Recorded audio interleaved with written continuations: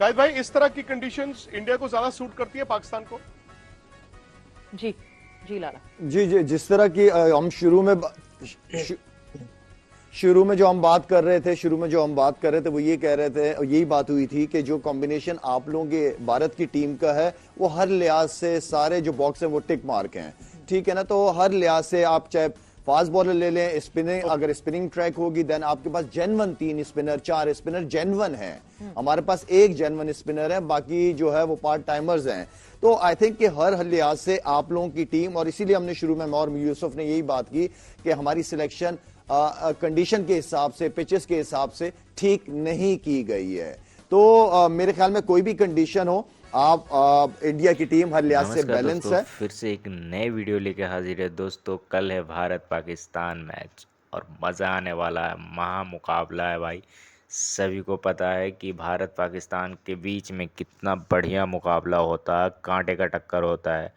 और पाकिस्तान पूर्व खिलाड़ी क्या बोले हैं, तो आइए देखते हैं पूरा वीडियो। मज़ा आएगा तो लास्ट तक वीडियो ज़रूर देखिएगा और चैनल सब्सक्राइब कीजिएगा, वीडियो को लाइक कीजिएगा और शेयर कीजिएगा। शाहिद भाई, इस तरह की कंडीशंस इंडिया को ज्यादा सूट करती है पाकिस्तान को? जी जी लाला जी जी, जिस तरह की हम शुरू में जो हम बात कर रहे थे वो ये कह रहे थे, यही बात हुई थी कि जो कॉम्बिनेशन आप लोगों के भारत की टीम का है वो हर लिहाज से सारे जो बॉक्स है वो टिक मार्क हैं, ठीक है ना। तो हर लिहाज से आप चाहे फास्ट बॉलर ले लें, स्पिनिंग अगर स्पिनिंग ट्रैक होगी देन आपके पास जेन्युइन 3 स्पिनर 4 स्पिनर जेन्युइन है। हमारे पास एक जेन्युइन स्पिनर है, बाकी जो है वो पार्ट टाइमर्स हैं। तो आई थिंक कि हर लिहाज से आप लोगों की टीम, और इसीलिए हमने शुरू में और यूसुफ ने यही बात की कि हमारी सिलेक्शन कंडीशन के हिसाब से, पिचेस के हिसाब से ठीक नहीं की गई है। तो मेरे ख्याल में कोई भी कंडीशन हो, आप इंडिया की टीम हर लिहाज से बैलेंस है।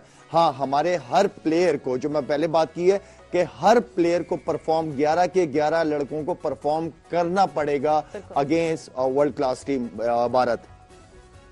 बिल्कुल। Yusuf, your take on that. Yusuf भाई, सनी भाई ने देखें क्या जबरदस्त बात की कि हो सकता है कि 4 स्पिनर से चले जाएं और इधर हम लोगों ने एक स्पिनर डाला हुआ है, तो ये बहुत बड़ा फर्क है कि बॉलिंग में हमें मुश्किल हो सकती है। क्योंकि जो मैच हुआ है अभी कल इंडिया और बांग्लादेश का, उसमें स्पिनर के पास कंट्रोल था, सब कुछ चीज़ें थी। तो हमारे पास एक स्पिनर है और उनकी जो बैटिंग लाइन है वो बहुत स्ट्रांग है। चाहे कोहली रन्स नहीं कर रहा, लेकिन एक खौफ होता है बड़े प्लेयर का कि ये हमारे खिलाफ पता नहीं क्या कर देगा। रोहित ऑलरेडी बहुत डेंजरस प्लेयर है, वो जिस तरह खेल रहा होता है फेयरलेस क्रिकेट खेल रहा होता है, उसे ना आउट होने की कोई फिक्र है, वो सिर्फ आता है टीम के लिए फास्ट रन्स करने के लिए। जो आजकल की मॉडर्न डे क्रिकेट है वैसे वो क्रिकेट खेल रहा होता है। शुभमन गिल बहुत ज़बरदस्त क्रिकेट खेल रहा है, नंबर 1 है इस टाइम ओडीआई रैंकिंग में। जिस तरह की परफॉर्मेंस दे रहा है वनडे क्रिकेट में, मेरा ख्याल वो बहुत डेंजरस प्लेयर होगा और आई एम श्योर कि वो जैसे जैसे खेलता जाएगा वो और सीखेगा। तो बैलेंस टीम है उनकी, लेकिन ऑन डे जो है पाकिस्तान इंडिया के मैच में प्रेशर बहुत होता है। चैंपियंस ट्रॉफी की गेम है, किसी भी एक प्लेयर की या किसी एक बॉलर का कोई दिन लग गया पाकिस्तान की तरफ से तो इंडिया को मुश्किल हो सकती है। लेकिन ऑन पेपर पहले भी कहा, अभी भी कहेंगे, बहुत बैलेंस टीम है, सारी चीजें उनकी कवर है और ऑलरेडी वो नंबर 1 वनडे रैंकिंग की टीम भी है। अभी इंग्लैंड को भी मारते हुए आ रहे हैं, अपने घर में बहुत अच्छी क्रिकेट खेलते हुए आ रहे हैं। फुली कॉन्फिडेंट है, इसमें कोई शक नहीं। लेकिन ये है कि ये ऑन डे वाली गेम होती है पाकिस्तान इंडिया मैच जो है। पर सबसे मजे की बात ही यही है पाकिस्तान टीम के लिए ये कहा जाता है कि जी दिल में आती है पर समझ में नहीं आती। और पाकिस्तान टीम किस फॉर्म में निकलती है, जिस दिन वो डगआउट से बाहर आती है, पवेलियन से बाहर आती है ग्राउंड में, उस दिन शायद टीम पाकिस्तान को भी नहीं अंदाजा होता कि ये कौन सी वाली पाकिस्तान टीम टर्न आउट की है। सो सनी भाई, coming towards you, Virat Kohli की form has been a concern for a very longer period of time और मिडिल ऑर्डर में कहीं ना कहीं इस मामले में अगर टॉप ऑर्डर से, क्योंकि रोहित ने जिम्मेदारी संभाली हुई है, शुभमन गिल ने बड़े अच्छे से वो जिम्मेदारी संभाली हुई है, अगर तो जल्दी विकेटें हासिल हो जाती हैं रोहित शर्मा एंड शुभमन गिल की, डू यू थिंक कि मिडिल ऑर्डर में आके थोड़ी सी परेशानी हो सकती है इंडिया को? देखिए, अगर किसी भी खेल में, किसी भी फॉर्मेट में अगर ओपनर्स ने अच्छी शुरुआत नहीं करके दी तो फिर दबाव तो जरूर बनता है नंबर 3, 4, 5 पर जो बल्लेबाजी करने आते हैं। पर अगर जो इंग्लैंड के खिलाफ जो अभी श्रृंखला हुई थी, सीरीज हुई थी, वहां पे हमने देखा कि जो 4-5-6 पर बल्लेबाजी कर रहे हैं वो बड़े अच्छे फॉर्म में है। अक्षर पटेल अच्छी बल्लेबाजी कर रहे हैं, हार्दिक पांड्या भी है। तो भारतीय टीम के पास ऑलराउंडर की वजह से, जो 3 ऑलराउंडर है, अक्षर पटेल, हार्दिक पांड्या और रविंद्र जडेजा, उससे जो बैटिंग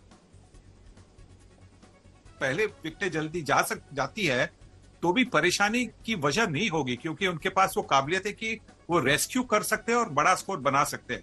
तो एक जमाने में नंबर 6 के बाद में भारतीय टीम के पास बल्लेबाजी नहीं होती थी, अच्छे बल्लेबाज नहीं होते थे।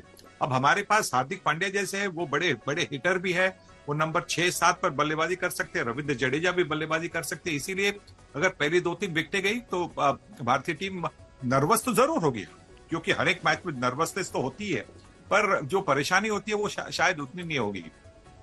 बट सवाल ये भी आ जाता है सवेरा कि इस वक्त पाकिस्तान का माइंडसेट क्या है। मैं समझता हूं इस बात को जी कि विक्रांत, माजी में ऐसा हुआ करता था, पास में ऐसा हुआ करता था, बट मतलब इस वक्त माइंडसेट क्या है? बिकॉज जब हारते हो आप तो मतलब आप तितर बितर तो हो ही जाते हो ना, कभी कभी हो जाता है। उसके बाद या तो आप उठ के खड़े हो जाते हो या फिर आप ब्लेम गेम खेलते हो। लेकिन मैं सवाल ये जानना चाहता हूं कि बाबर आजम को क्या हुआ? जैसे आपने विराट की ही बात की, विराट तो चलिए एक पीक तक भी गए, दुनिया के नंबर 1 बल्लेबाज रहे for a longer period of time. Babar को क्या हुआ? Because Babar was a promising player. मतलब इतनी इनसिक्योरिटी उनको क्यों हुई, ये मैं आपके दोनों एक्सपर्ट से भी जानना चाहता हूं। बिकॉज मुझे ऐसा लगा जब बाबर को कप्तानी से हटाया गया, उसके बाद जब शाहीन को कप्तान बनाया गया, मुझे लगता है कि बाबर को कप्तानी वापस नहीं लेनी चाहिए थी। 4 महीने में तो चोट होती है, उसके घाव नहीं भरते, कप्तानी के घाव। उसके बाद से मैंने देखा आपकी पाकिस्तान की टीम ना तितर बितर हो गई है। आप अगर ये सवाल मेरा आगे पहुंचाएं तो।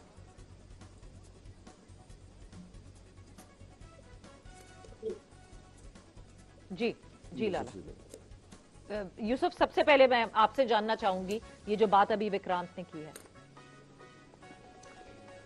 मुझे जो लगता है कि बाबर की टेक्निक में थोड़ा प्रॉब्लम है, मैंने कल भी बताया है।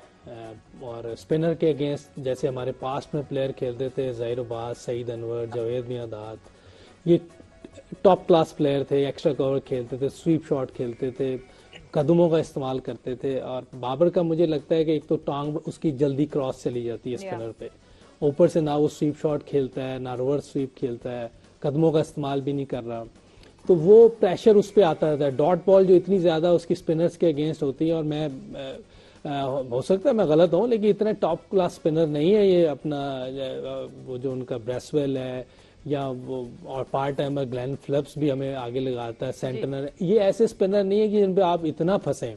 तो टेक्निक का प्रॉब्लम है, मेंटली कोई है तो ये तो वही बता सकता है कि उसको मेंटली भी कोई प्रॉब्लम है, लेकिन बज़ाहिर जो नज़र आ रहा है टेक्निकल प्रॉब्लम मुझे ये नज़र आ रही है कि उसको इस पे अपना काम करना पड़ेगा बहुत ज़्यादा। चाहे वो उसे 8-10 साल हो गए खेलते हुए, मैं पहले भी कह रहा हूँ सीखने का टाइम कभी भी ख़त्म नहीं होता, जब तक आप जिंदा हैं आपको सीखना है।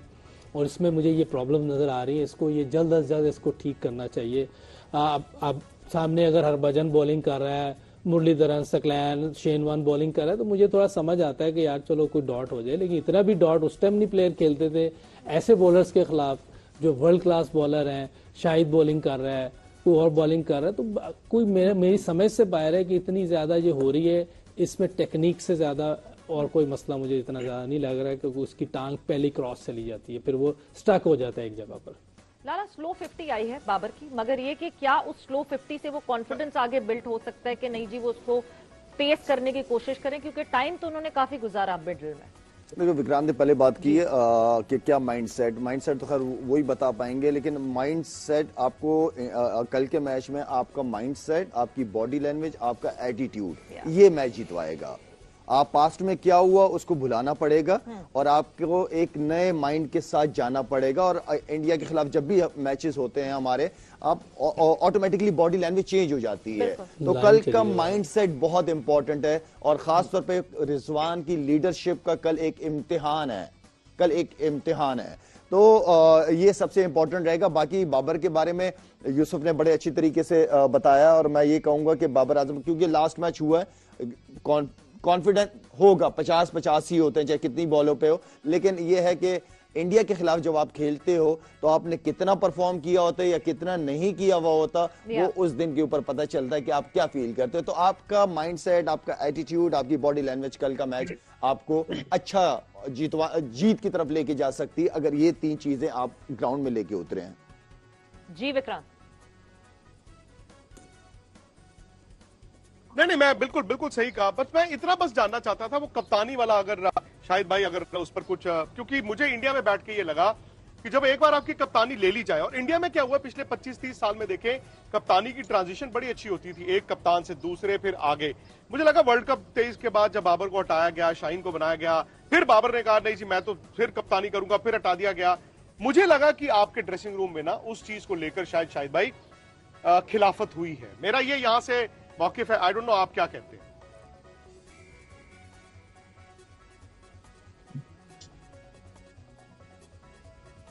नहीं, खिलाफत का मतलब तो ये नहीं है कि आप अपनी परफॉर्मेंसेज ना देना शुरू करो। खिलाफत का मतलब तो ये तो सब कॉन्टिनेंट में चलता रहता है, पहले भी चलती रही है कप्तानी की चीजें, आवाजें होती रही, आप लोगों की तरफ से भी आवाजें आती रही हैं, लेकिन इसका मतलब तो ये नहीं है कि मैं कप्तान नहीं हूं तो मैं परफॉर्म नहीं करूंगा। ये तो मैं अपने साथ ज्यादती कर रहा हूं ना, मैं तो जान के अपनी परफॉर्मेंस तो खराब नहीं कर सकता। एक पैच आता है, और विराट की बात कर लेते हैं, विराट से नहीं हुए रन हम, लेकिन हम यहां बैठे हुए हम ये कह रहे थे कि नहीं उसकी क्लास है, वो करेगा, कमबैक करेगा। तो इसी तरह बाबर भी है, सारा साल उसने 4-5 साल परफॉर्मेंसेस दी हैं, आईसीसी का टॉप नंबर 1 रहा है वो लड़का।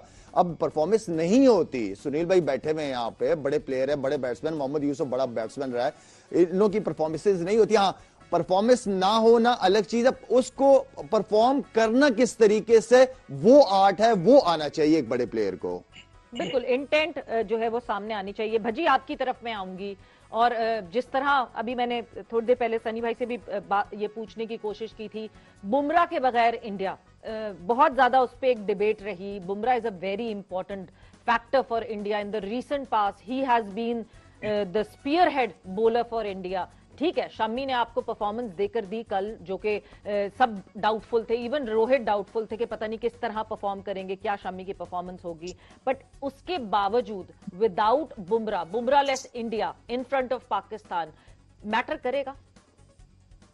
देखिए, बुमराह का नहीं खेलना पाकिस्तान के लिए बहुत अच्छी खबर है। भारत ऑब्वियसली चाहेगा कि बुमराह फिट हो, वो खेलें, बट बुमराह फिट नहीं है तो भारत को उसका विकल्प तो ढूंढना ही है। और जो हाल फिलहाल में हमने देखे हैं लड़के, चाहे वो अर्शदीप के रूप में हो, हर्षित राणा अभी नए आए हैं, उनको पहले खिलाया गया, अर्शदीप के आगे उनको खिलाया गया, शमी वापसी कर रहे हैं, कल 5 विकेट लिए, स्पिनर अच्छे हैं। तो बुमराह के बिना भी भारतीय टीम को जीतना आता है और सीखना पड़ेगा। और बुमराह हमेशा के लिए तो खेलेंगे नहीं, कपिल देव साहब नहीं खेले, इमरान खान साहब नहीं खेले, है ना, और बड़े बड़े खिलाड़ी जो है वो खेल के चले जाते हैं। अफरीदी चले गए, है ना, सकलैन मुश्ताक चले गए, यहाँ से अनिल कुंबले चले गए। तो आपको उन खिलाड़ियों को बिना भी जीतना आना चाहिए। और ये बात सही है कि ऑस्ट्रेलिया में बुमराह अकेले पड़ गए थे, अगर उनके साथ शामी वहां होते तो शायद ऑस्ट्रेलिया का दौरा भी भारत जीत के आता।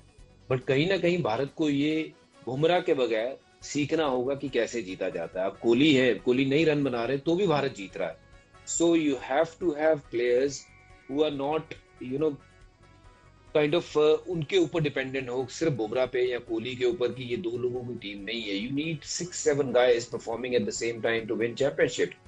1 or 2 individual can probably win you a game here and there, but if you want to win a competition or a championship trophy या फिर world cup, you need to have 6-7 guys firing together, and अगर वो होता है तभी जीता जाता है। बुमराह माइनस बुमराह फर्क जरूर पड़ेगा, Pakistan will be bit feeling bit easy, पर बिना बुमराह के भारत को मुझे लगता है कि मैच जीतना आता है।